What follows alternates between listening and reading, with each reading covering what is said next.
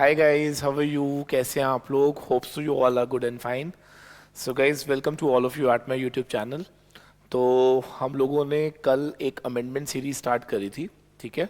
और ये amendment series was for those students those who are going to appear in June 2021.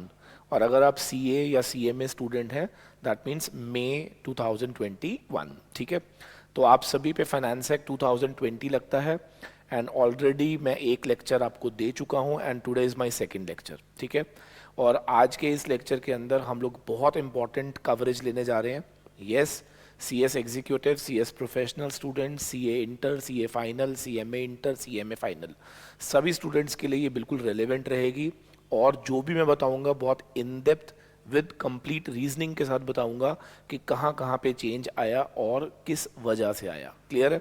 तो हम लोग वन बाय वन करके समझेंगे, ठीक है. तो स्टार्ट करते हैं.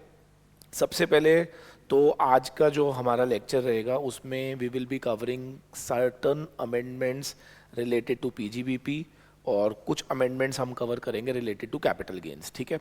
अच्छा, मैं यहाँ पे ऐसा क्यों नहीं कह रहा कि सारा पीजीबीपी सारा कैपिटल गेन वन गो में, बिकॉज मैंने कहा मैं कनेक्टिविटी में अमेंडमेंट्स कराऊंगा. तो I will show you the reason कि इस अमेंडमेंट का इफेक्ट कहाँ कहाँ पे पड़ा. तो इसीलिए हम लोग, ऐसा नहीं है कि हम चैप्टर वाइज उठाएंगे, हम लोग डेफिनेटली कवर तो हम एंटायर करेंगे, हर चैप्टर की सारी अमेंडमेंट्स करेंगे, लेकिन यस, मैं कनेक्टिविटी बनाता हुआ कराऊंगा ताकि आप लोगों को समझ आए कि उस चैप्टर की अमेंडमेंट का इस चैप्टर पे इम्पैक्ट क्या था. क्लियर है? चलो स्टार्ट करते हैं. तो सबसे जो मेजर अमेंडमेंट आई है that is on section 44 A B. ठीक है जी. तो आप लिख लीजिए पहली अमेंडमेंट जो हम लोग डिस्कस करने जा रहे हैं, सर सेक्शन 44 ए बी. तो अब अमेंडमेंट क्या है सर, इसको समझने के लिए पहले हमें देखना पड़ेगा कि हमारा पुराना लॉ क्या था, ठीक है ना. तो पुराना लॉ आप सबको याद होगा कि अगर आपसे एक क्वेश्चन पूछा जाता था कि बताओ who is required to get tax audit, तो आप लोग बाइफर्केशंस करते थे. नंबर वन, आप बिजनेस करते हो या फिर आप प्रोफेशन में हो. अगर आप बिजनेस करते हो तो हम चेक करते थे कि उसकी टर्नओवर अगर 1 करोड़ एक्सीड कर जाएगी तो येस वो लाइबल टू टैक्स ऑडिट हो जाएगा. और इन केस ऑफ प्रोफेशन आपने लिमिट पड़ी थी 50 लाख. आई एम वेरी श्योर पुराना वाला लॉ हमें याद है.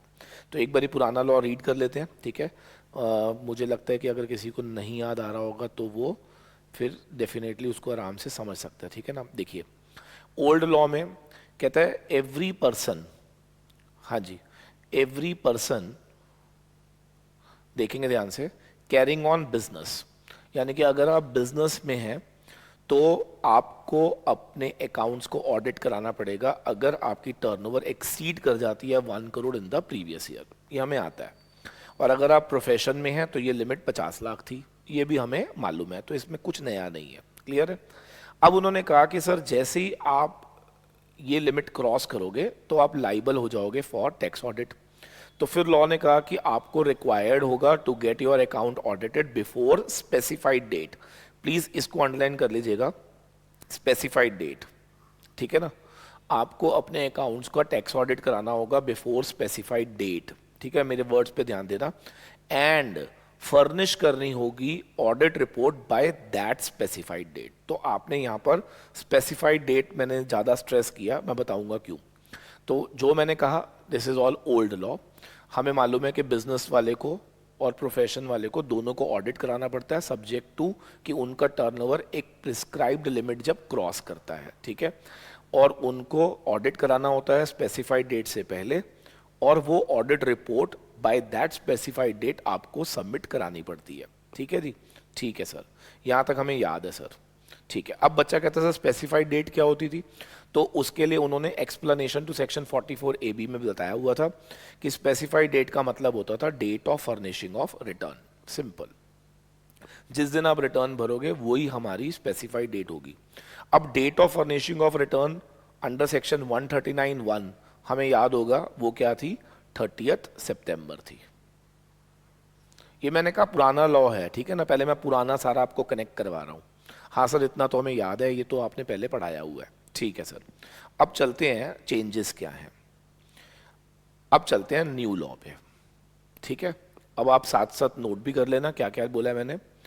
फाइनेंस एक्ट 2020 के अंदर जो लोग बिजनेस कैरी कर रहे हैं, याद रखना, जो अमेंडमेंट आई है प्रोफेशंस कैरी करने वालों पर नहीं आई है।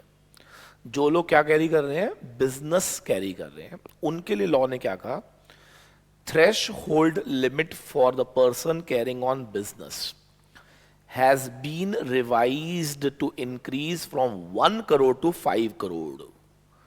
ओके, इसका मतलब सर आप ये कह रहे हो कि लिमिट 1 करोड़ से 5 करोड़ हो गई है? सर बिल्कुल, 1 करोड़ की लिमिट जो है वो अब 5 करोड़ कर दी गई है, लेकिन अगेन मैं बार बार रिपीट कर रहा हूं, प्रोफेशन वालों पे ये कोई इंपैक्ट नहीं करेगा, सिर्फ उन लोगों के लिए है जो लोग क्या कैरी कर रहे हैं, बिजनेस कर रहे हैं।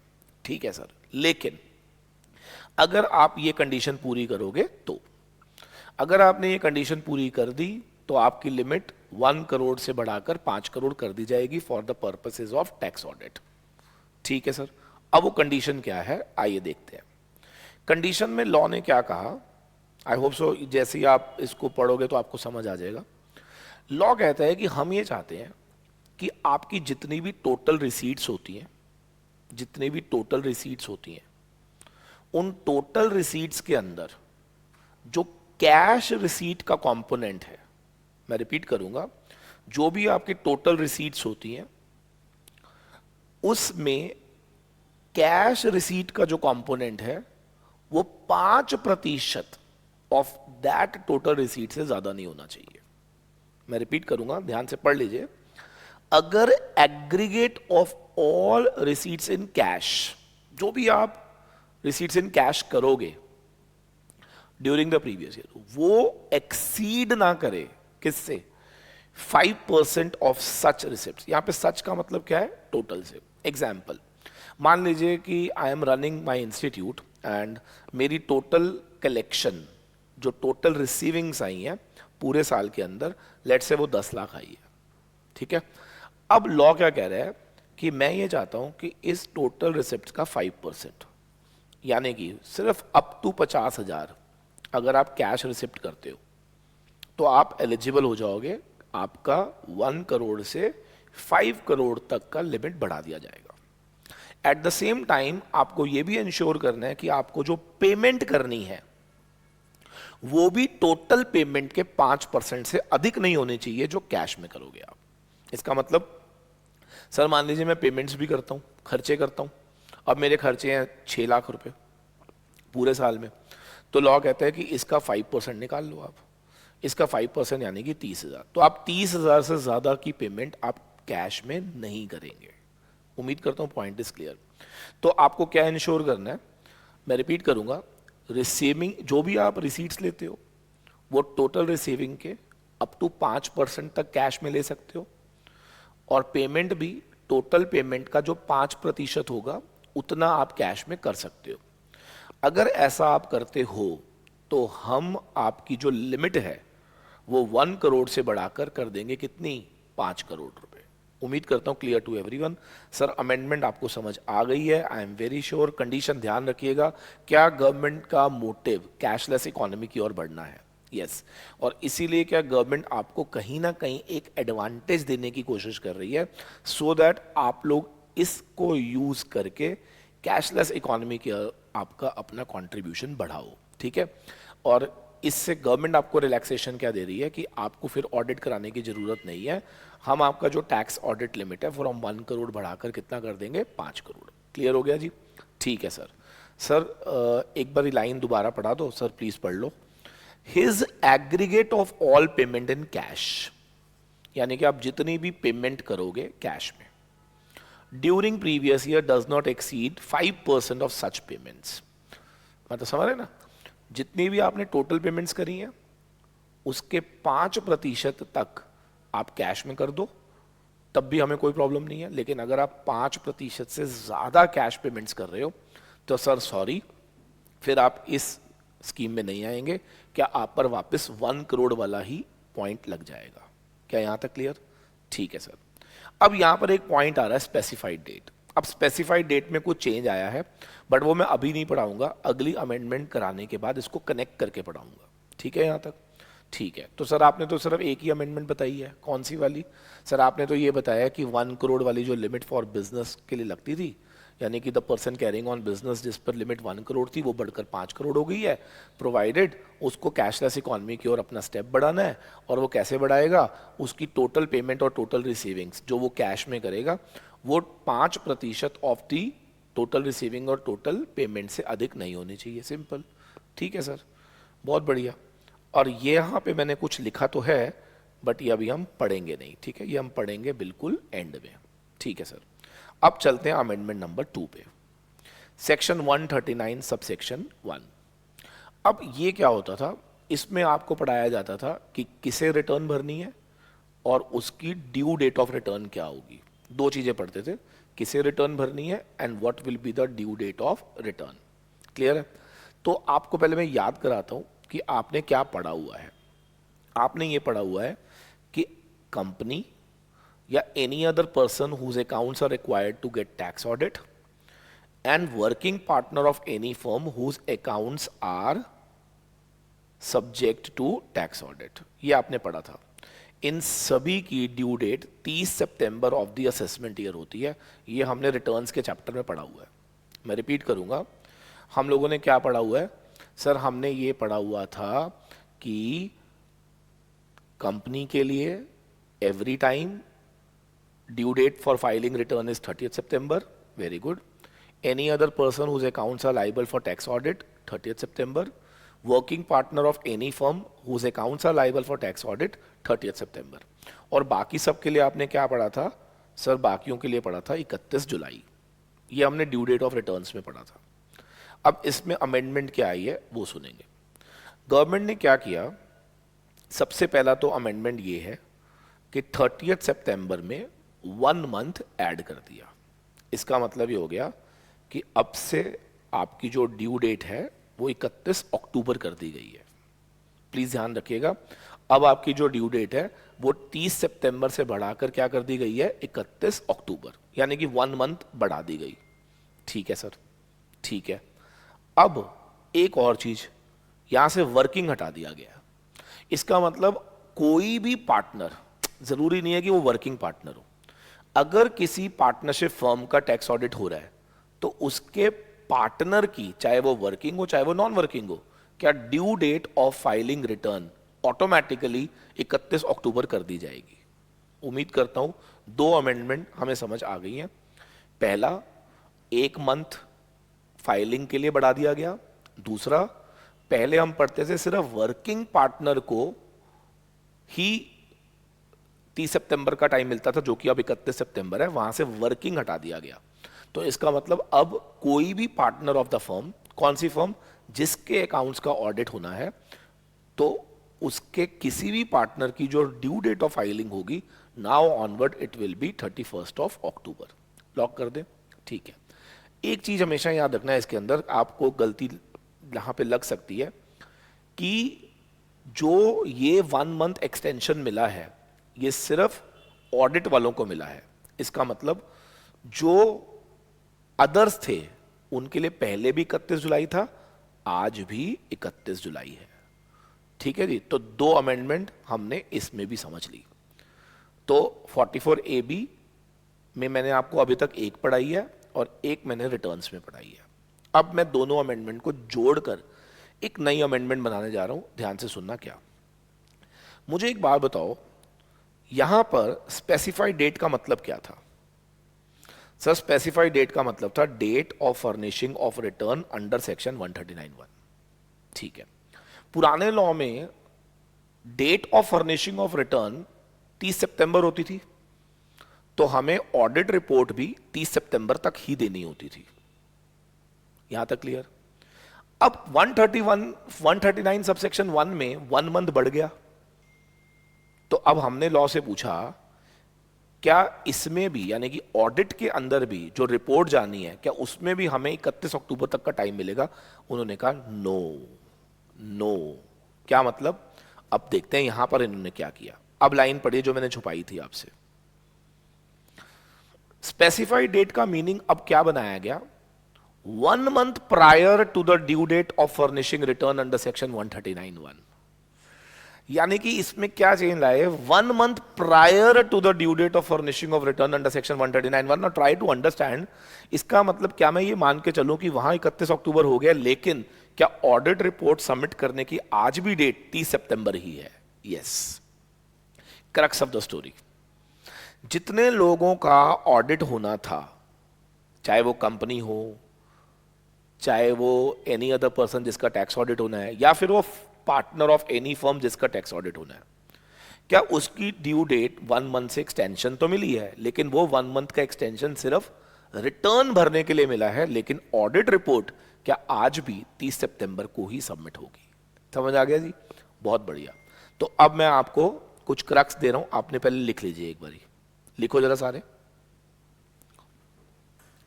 Crux of first and second amendment. Crux 44AB 139(1). ठीक है ना? अब क्योंकि रिलेट करके पढ़ोगे तभी समझ आएगा कि लॉजिक्स क्या है इसके, नहीं तो आपको डरा डरा के लोग डरा देंगे कि भैया इतनी सारी अमेंडमेंट है, पागल हो जाओगे। ठीक है ना? कोई ज़्यादा अमेंडमेंट्स नहीं है, ज़्यादा हो कम हो, बट अगर लिंक करके अगर हम पढ़ लेंगे तो आई एम वेरी श्योर आप लोगों को बहुत अच्छे से समझ आएगा। और मैं बार बार बोल रहा हूँ, जिन्होंने पुराना लॉ पढ़ा उनका बिल्कुल खराब नहीं हुआ, आप देख सकते हो पुराना आता था तो समझ आ रहा है रीज़न क्या है नए का। ठीक है ना?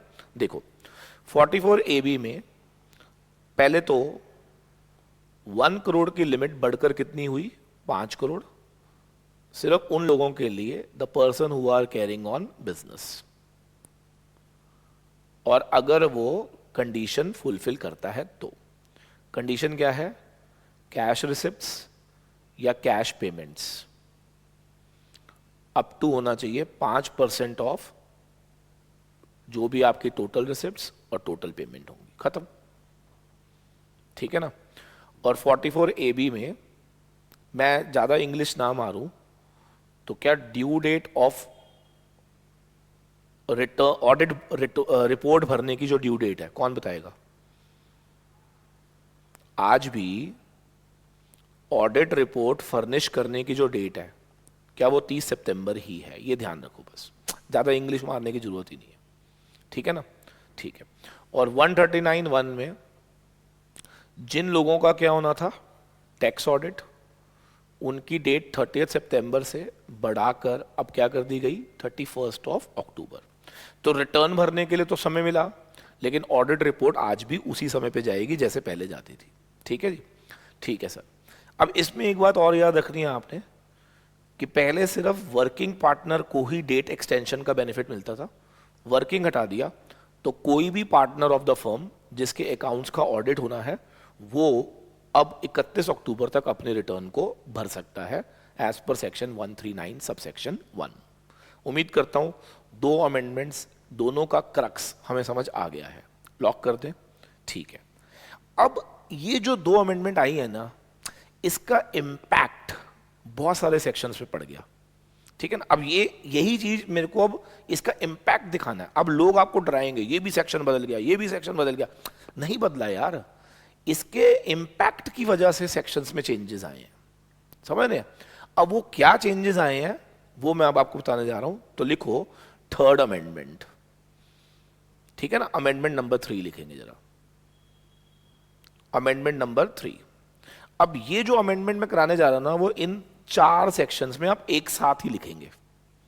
ठीक है ना? लिख लो आप पहले ये सारे सेक्शंस लिखो। अमेंडमेंट नंबर 3 जो मैं कराऊंगा ये इन चारों सेक्शंस में कराने जा रहा हूं। बताऊंगा रीजन क्या है अमेंडमेंट का, बहुत मजा आएगा। ठीक है ना? आप पहले सिर्फ इसको नोट करो, ये सेक्शंस नंबर लिखो, सिर्फ आगे का कंटेंट नोट नहीं करना, सिर्फ सेक्शन नोट करो आप। हाँ जी, अगर आपने नोट कर लिया हो तो जरा देखेंगे जरा सारे। देखिए इसमें पहले क्या लिखा होता था कि जो भी आपको इन सेक्शंस में ना डिडक्शन अगर क्लेम करनी है, अगर आपको इन सेक्शंस में क्या क्लेम करनी है, डिडक्शंस, तो लिखा होता था कि assessee is required to furnish a report. आपको एक रिपोर्ट भरनी होती थी फ्रॉम द चार्टर्ड अकाउंटेंट जो कि खर्चों को क्वालिफाई करता था अपने रिपोर्ट के अंदर। लिखा होता था वो रिपोर्ट फर्निश करनी होती थी अलोंग विद हिज रिटर्न। ना प्लीज समझेंगे जरा, इसका मतलब ये हो गया कि पुराने लॉ के अंदर पुराने लॉ के अंदर इन चारों सेक्शंस के अंदर कॉमन चीज क्या लिखी हुई थी कि अगर आपको इन सेक्शंस का बेनिफिट लेना है तो आपको भरनी होगी एक रिपोर्ट, और वो रिपोर्ट आपको भरनी होगी अपने रिटर्न के साथ। अब आप मुझे सोच के बताओ जरा कि आपके हिसाब से क्या अब इसमें चेंज आना चाहिए? बताओ क्यों? क्योंकि रिटर्न जो है वो तो 1 मंथ एक्सटेंड हो गई है, 1 मंथ एक्सटेंड हो गई है। तो इसीलिए अब यहां पर क्या चेंजेस आए वो आप समझिए। इन्होंने क्या कहा, रिपोर्ट तो अभी भी फर्निश करनी है, लेकिन अब आपको अलोंग विद रिटर्न फर्निश नहीं करनी। तो फिर उन्होंने कब करनी है? तो देखो उन्होंने क्या लिखा, before specified date refer to in section 44AB। अब आप लॉजिक बता दो, स्पेसिफाइड डेट सेक्शन 44AB क्या आज भी 30 सितंबर है? यस सर, 30 सितंबर कहीं लिखा नहीं हुआ, वहां पर तो ये लिखा हुआ है 1 month prior to the due date of furnishing of return under section 139(1). तो अब आप समझो, इसका मतलब इन चारों सेक्शंस में चेंज क्या आया? सर चेंज ये आया कि पूरा चारों सेक्शन में एक कॉमन वर्डिंग क्या थी कि आपको अलोंग विद रिटर्न रिपोर्ट भरनी है। लेकिन अब रिटर्न में तो एक्सटेंशन आ गई, लेकिन ये लोग नहीं चाहते थे कि रिपोर्ट में भी एक्सटेंशन मिले, तो इन्होंने लॉ को क्या चेंज करा, अलोंग विद रिटर्न वर्ड हटाकर उन्होंने क्या लिख दिया, before specified date referred under section 44AB। Now you understand कि 44AB की स्पेसिफाइड डेट का मतलब यहां पर क्या है सर? 30 सितंबर। सर मैं बता रहा हूं, लेकिन लॉ में क्या लिखा है, 1 month prior to the due date, जो कि 139(1) में गिवन होगी। क्लियर हो गया या नहीं? उम्मीद करता हूं। देखो मैं बार बार रिपीट कर रहा हूं, लॉजिक समझ अगर आ जाता है तो अब देखो आपका 4 सेक्शन में जगह जगह पे क्या चेंजेस आए, क्या 1 गो में ही समझ आ गया हमें, एंड रीजन हमें समझ आया क्या वो पहली 2 अमेंडमेंट की वजह से चेंजेस हमें देखने को मिले हैं। क्लियर हो गया जी? So this is my third amendment. तो थर्ड अमेंडमेंट मेरे को तो ये एक ही लग रही है, ठीक है ना, मैं 3 बोल रहा हूं, तो मेरे ख्याल से फटाफट से तीनों अमेंडमेंट मैं फटाफट से बोलूंगा, मेरे पीछे पीछे रिवाइज करेंगे, ठीक है। पहला सर, 44AB के अंदर आपने कहा कि जो लोग बिजनेस कैरी करते हैं उनके लिए 1 करोड़ से 5 करोड़ हो जाएगी, प्रोवाइडेड उनको कंडीशन पूरी करनी है। कंडीशन क्या है कि उनका जो भी total aggregate of cash receipts या कैश पेमेंट्स होंगी वो 5% ऑफ द टोटल रिसीट्स और टोटल पेमेंट से ज़्यादा ना हो, ठीक है सर। दूसरा सर, आपने ये भी कहा कि जब हम 139(1) में रिटर्न्स की बात करते हैं तो रिटर्न्स के अंदर ऑडिट वालों को 1 मंथ एक्सटेंशन मिली है, बिल्कुल सही है। फिर मैंने कहा एक्सटेंशन रिटर्न के लिए तो मिली है, लेकिन ऑडिट रिपोर्ट आज भी क्या हमें 1 month prior of due date से पहले रिपोर्ट लगानी पड़ेगी, बिल्कुल। फिर उसके बाद हमने ऑडिट रिटर्न के अंदर हमने एक पॉइंट और पढ़ा, वो ये कि वर्किंग पार्टनर के आगे से वर्किंग हटा दिया गया, यानी कि कोई भी partner of come on firm जिसके अकाउंट्स का ऑडिट होना है, क्या उसकी भी ड्यू डेट बढ़ाकर अब क्या कर दी गई है, 31 अक्टूबर कर दी गई है ऑफ द असेसमेंट ईयर। और याद रखना बाकी सबके लिए पहले भी क्या थी, 31 जुलाई, आज भी क्या है 31 जुलाई, तो ये आपने ध्यान रखना है, ठीक है जी। चलो बहुत बढ़िया, अब हम आगे बढ़ने जा रहे हैं, ठीक है जी। तो नेक्स्ट अमेंडमेंट की ओर बढ़ने जा रहा हूं मैं, ये भी मैं आपको एक साथ कराने जा रहा हूं क्योंकि तीनों अमेंडमेंट देखो, 43CA पीजीबीपी की अमेंडमेंट है, ठीक है ना, 50C कैपिटल गेन की अमेंडमेंट है, और 56 सबसेक्शन 2 क्लॉज 10 ये अमेंडमेंट है हमारी आईओएस की।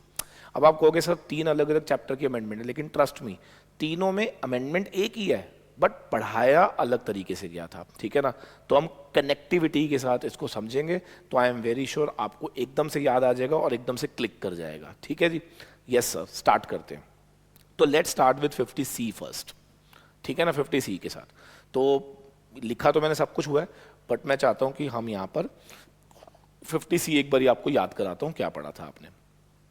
देखो सेक्शन 50C में आपने ये पढ़ा था कि अगर ट्रांसफर होता है इमूवेबल प्रॉपर्टी का, लैंड बिल्डिंग, कुछ याद करो, लैंड और बिल्डिंग और बोथ अगर आप ट्रांसफर कर रहे हो तो आपको याद होगा कि इसके अंदर स्टैंप ड्यूटी वैल्यू का चक्कर पड़ता था, पुराना लॉ पहले बता रहा हूं, है ना।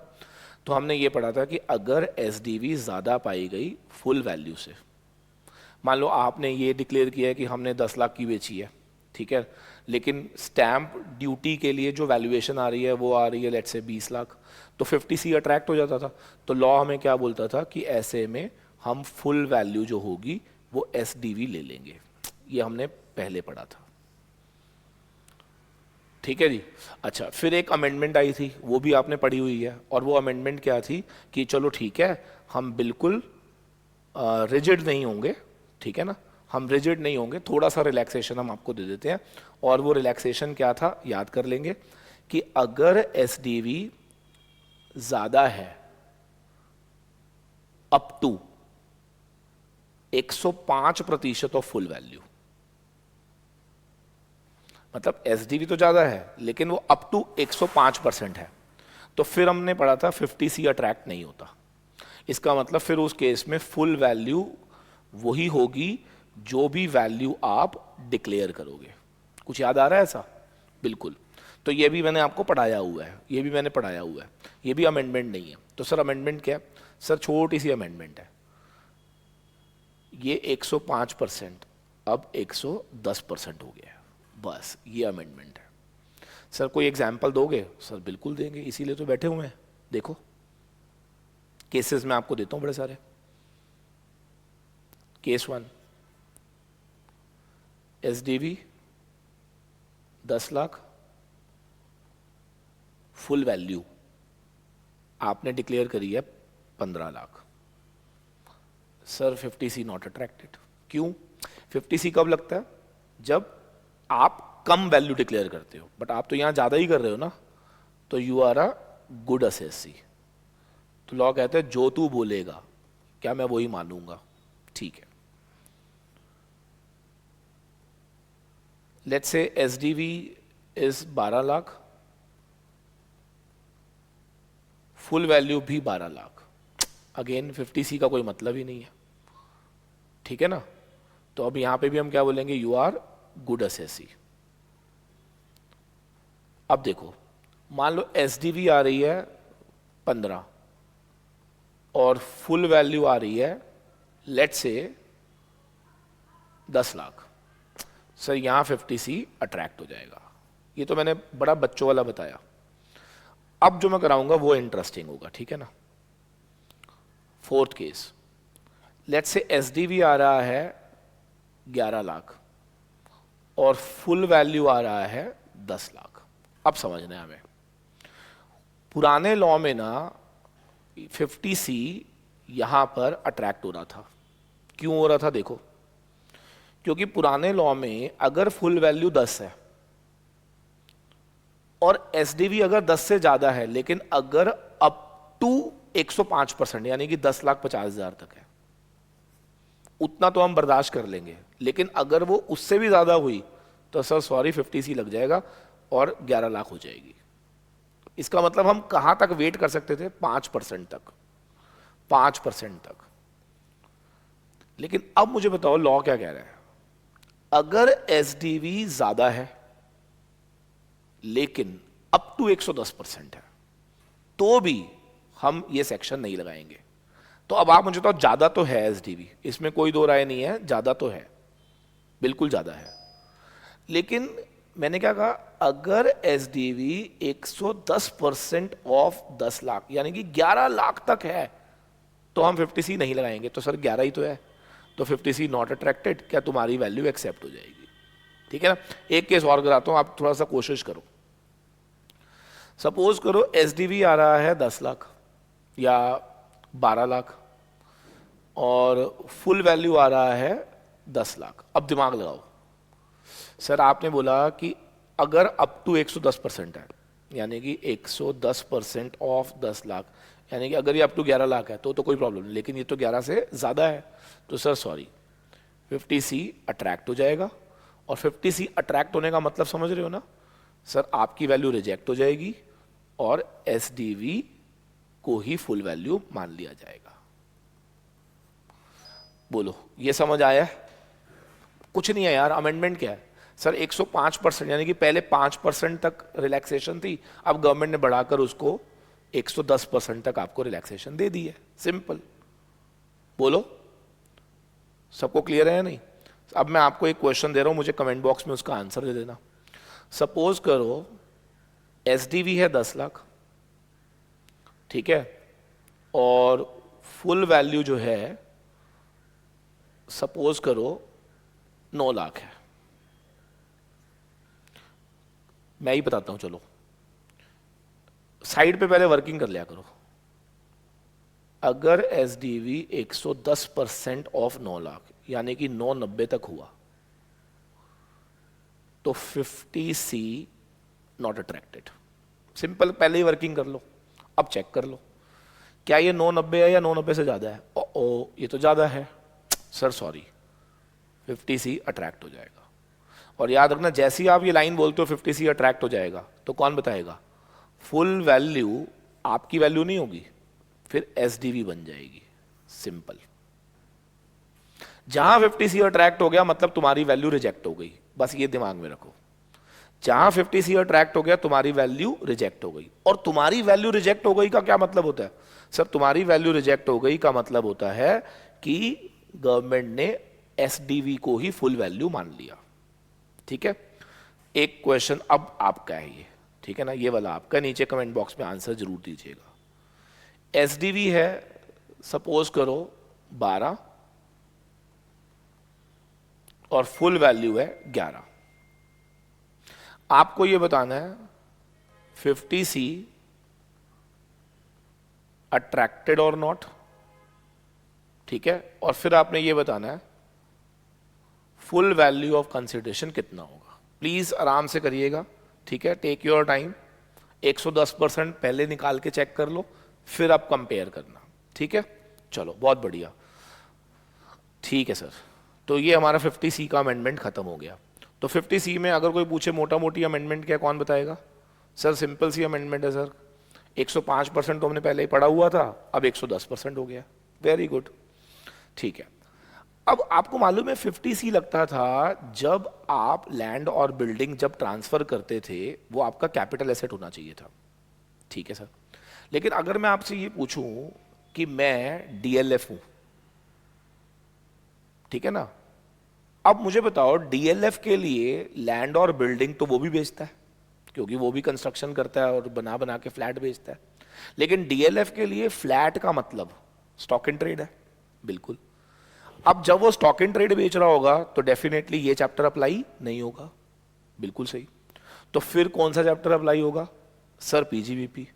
तो पीजीबीपी में कौन सा सेक्शन लगेगा? 43 सीए। Sir copy pasted. क्या मतलब? अगर लैंड एंड बिल्डिंग जो आप बेच रहे हो वो अगर आपका कैपिटल एसेट नहीं है तो डेफिनेटली आपकी बिजनेस इनकम निकलेगी, ठीक है। और जब आपकी बिजनेस इनकम निकलेगी, अब आप समझो, जब आपकी बिजनेस इनकम निकलेगी तो आपको क्या ध्यान रखना है कि बिजनेस इनकम निकालते समय क्या ध्यान रखो? हाँ जी, बिजनेस इनकम निकालते समय बस आपने बस ये याद रखना है कि सेक्शन 50 सी के बजाय 43 सी लगना है, प्रोविजन पूरा सेम है। क्या मतलब? सर यहां पर भी जब डीएलएफ बिल्डिंग बेच रहा होगा तो उसको ध्यान रखना है कि कंसिडरेशन अगर एसडीवी से कम हुआ, तो उस पर 50 सी तो नहीं लगेगा, क्या 43 सी लग जाएगा और फुल वैल्यू क्या एसडीवी बन जाएगी, ठीक है।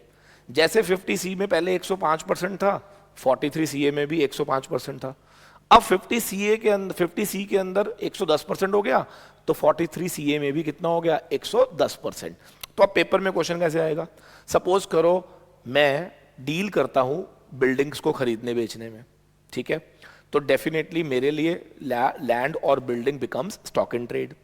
और अगर मैंने ट्रांसफर करी है और अगर मेरी एसडीवी अप टू 110% है ऑफ फुल वैल्यू तो मेरी फुल वैल्यू एक्सेप्ट हो जाएगी। लेकिन अगर एसडीवी 110% से अधिक है तो क्या 43 सीए अट्रैक्ट हो जाएगा और ऐसे में क्या मेरी फुल वैल्यू को रिजेक्ट कर दिया जाएगा और SDV will become full value of consideration. Lock कर दूं? ठीक है सर, बहुत बढ़िया। सर आप कहना चाह रहे हो सब कुछ सेम है, अगर वो एज कैपिटल एसेट बेचा गया था तो 50 सी लगा देंगे लैंड और बिल्डिंग को, और अगर लैंड और building as any asset other than capital asset बेचा गया है तो 43 सीए लगा देंगे। प्रोविजन पूरा सेम है, बिल्कुल सही, यही बोला है मैंने, ठीक है जी, ठीक है सर। अब हम इसी के अंदर एक लास्ट पॉइंट पढ़ने जा रहे हैं, ठीक है, और वो लास्ट पॉइंट है आईओएस का 56 सबसेक्शन 2 क्लॉज 10। आप लोगों ने गिफ्ट पढ़ा होगा। गिफ्ट में मैंने आपको क्या पढ़ाया था क्लास के अंदर कि अगर कोई भी पर्सन, ध्यान रखना, बातें ध्यान से सुनिएगा, अगर कोई भी person during previous year gift receive करता है।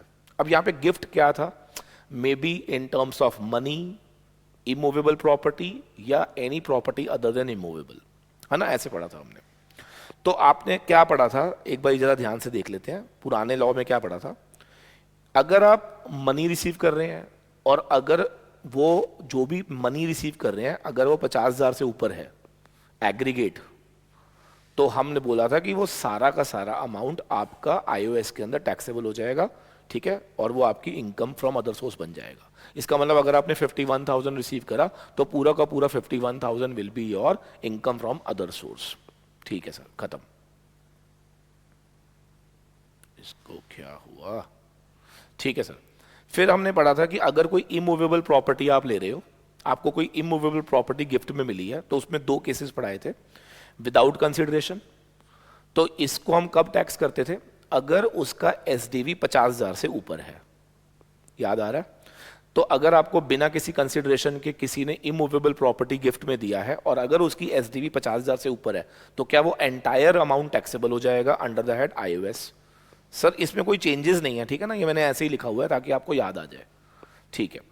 और अगर इनएडिक्वेट कंसिडरेशन होता था, तो याद करो हम क्या करते थे, इनएडिक्वेट कंसिडरेशन के अंदर हम लोग डिफरेंस चेक करते थे। किसका डिफरेंस सर, एसडीवी और कंसिडरेशन पेड। एग्जाम्पल, भाई 10 लाख की बिल्डिंग थी, आपने 2 लाख दिया, तो गिफ्ट कितना हुआ, 8। तो गिफ्ट बेसिकली हमें चेक करना है, गिफ्ट कितना सर, गिफ्ट इज जो आप कम पे कर रहे हो वो गिफ्ट है, ठीक है ना। अब लॉ कहता था कि हम टैक्स कर देंगे कब, अगर ये difference more than higher of ये पाया गया। अब ये क्या था, याद कर लेते हैं इसको। जो भी डिफरेंस था वो ज्यादा पाया गया हायर ऑफ दिस और दिस। कैसे, देखो, या तो 50,000 या amount equal to 105% of consideration, amount equal to 105% of consideration. इन दोनों के हायर से अगर ये डिफरेंस ज्यादा पाया गया, मैं अभी कराऊंगा क्वेश्चन, तो हम लोग उसको गिफ्ट में टैक्स करते थे। अमेंडमेंट सुन लो, क्योंकि ये तो पुराना ही है, अगर आपको ये याद नहीं आ रहा तो इसका मतलब आपको पुराना याद नहीं है, तो इसलिए पुराना पढ़ना पड़ेगा। 105% अब बन गया है कितना, 110%, यानी कि हर जगह पे इन्होंने 105% वाला पॉइंट 110 पे ले आए हैं। अब मैं आपको विद रीजन एक एग्जांपल देने जा रहा हूं, आपको लॉजिक समझ आ जाएगा मैं क्या बोल रहा हूं, ठीक है ना। चलो शुरू करते हैं, शुरू करते हैं, ठीक है। मेरा ये वाला पॉइंट अगर आपको समझ आ गया तो मेरी आज की सारी अमेंडमेंट्स जो मुझे करानी थी खत्म, ठीक है। चलिए, इस पॉइंट के लिए मैं आपको एग्जाम्पल दे रहा हूं, बड़े ध्यान से देखना है आपने, लिखो जरा सारे। सपोज करो एक प्रॉपर्टी की एसडीवी है 10 लाख। अच्छा, गिफ्ट वाला जो आईओएस का चैप्टर है वो किसके हाथ में टैक्सेबल हो रहा है, जिसको प्रॉपर्टी मिली है, रिसिपिएंट के हाथ में, याद रखना। और कैपिटल गेन ट्रांसफरर के लिए पढ़ रहे थे आप, और आईओएस ट्रांसफरी के लिए पढ़ रहे हो, ये ध्यान रखना, ठीक है ना, ये लॉजिक याद रखना आपने। देखो, मान लो 10 लाख की प्रॉपर्टी थी और आपने इसके लिए पे करा है 8 लाख रुपए। सीधा सीधा मुझे बता दो इंप्लाइड कि आपके हिसाब से क्या आपने 10 की चीज के लिए अगर 8 दिया है तो क्या 2 लाख रुपए कहीं ना कहीं गिफ्ट लग रहा है, बिल्कुल। तो अब लॉ क्या कह रहा है, जो भी डिफरेंस है, जो भी कंसिडरेशन आपने पे करा होगा, इनका जो डिफरेंस है, अगर वो ज्यादा पाया गया हायर ऑफ 50,000, मुझे चेक ही करने की जरूरत नहीं है, क्या पहली देखो लिमिट साफ ही दिख रही है ना, एसडीवी माइनस कंसिडरेशन, क्या 50,000 से ऊपर है तो क्या ये सेक्शन अट्रैक्ट हो जाएगा। सर दूसरा वाला तो चेक भी करने की जरूरत नहीं है मुझे, आप समझ रहे हैं। दूसरा वाला कब चेक करना है वो मैं आपको बताता हूं। देखो, एसडीवी था मान लो 10 लाख और आपने पे करा था 9,60,000। तो अब मुझे बताओ इनका डिफरेंस कितना है, यहां आपको थोड़ा सा समझ आ जाएगा। सर इन दोनों का डिफरेंस है 40,000, ठीक है ना। अब लॉ कहते हैं कि जो भी डिफरेंस है, अगर वो, लैंग्वेज पढ़नी है, एक भाई लैंग्वेज पढ़ लीजिए,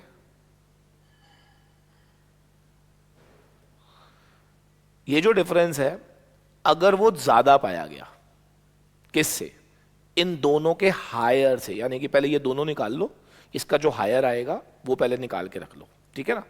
तो देखते हैं जरा,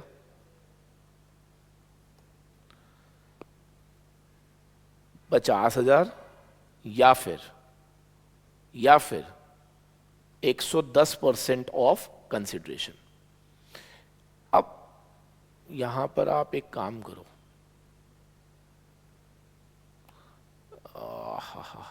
एक सेकेंड जरा,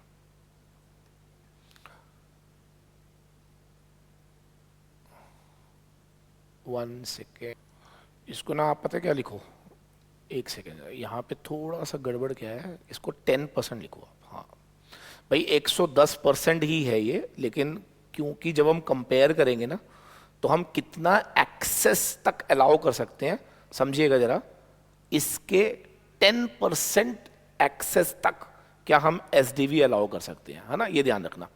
तो इसका 10% कितना हो गया, 96,000 और 50,000, दोनों में से जो भी हायर है, यानी कि 96,000 तक।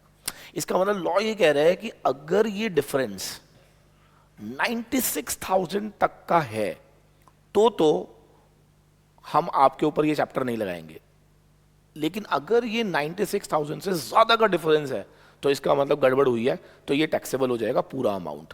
तो याद रखना, हमें जो बेनिफिट मिला है वो 40,000 का है, जो कि डेफिनेटली 96 से कम है, तो ये सेक्शन अट्रैक्ट नहीं होगा। सर मैं दोबारा एक क्वेश्चन दूंगा, आप दोबारा समझिएगा, ठीक है। देखो एक बार दोबारा देखते हैं, मान लो एसडीवी आ रही है 20 लाख, ठीक है ना, और आपने उसके लिए कंसिडरेशन पे करा है लेट्स से 18 लाख रुपए, ठीक है ना। अब लॉ कहता है कि भैया कितना तक डिफरेंस अलाउड था वो समझ ले। देख तेरे हिसाब से तुझे बेनिफिट कितना मिला, 2 लाख का।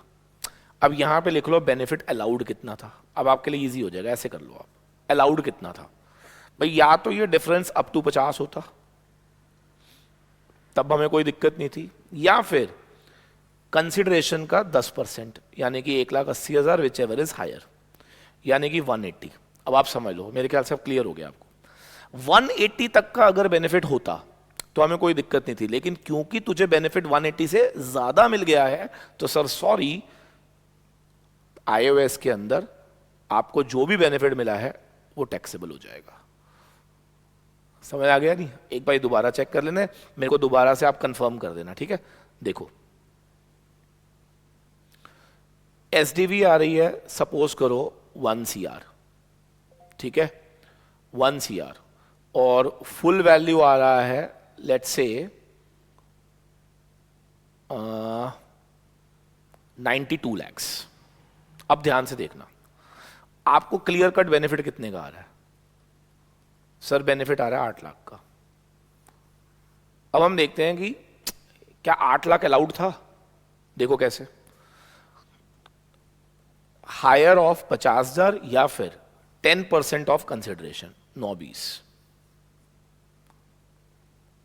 यानी कि क्या 9-20 तक अलाउड था, और आपको तो बेनिफिट सिर्फ कितना मिला है, 8 लाख का, तो आप पर आईओएस का चैप्टर अट्रैक्ट नहीं होगा। Now please try to understand, government आपको या तो 50,000 या फिर जो भी कंसिडरेशन है उसका 10% तक का बेनिफिट दे रही है।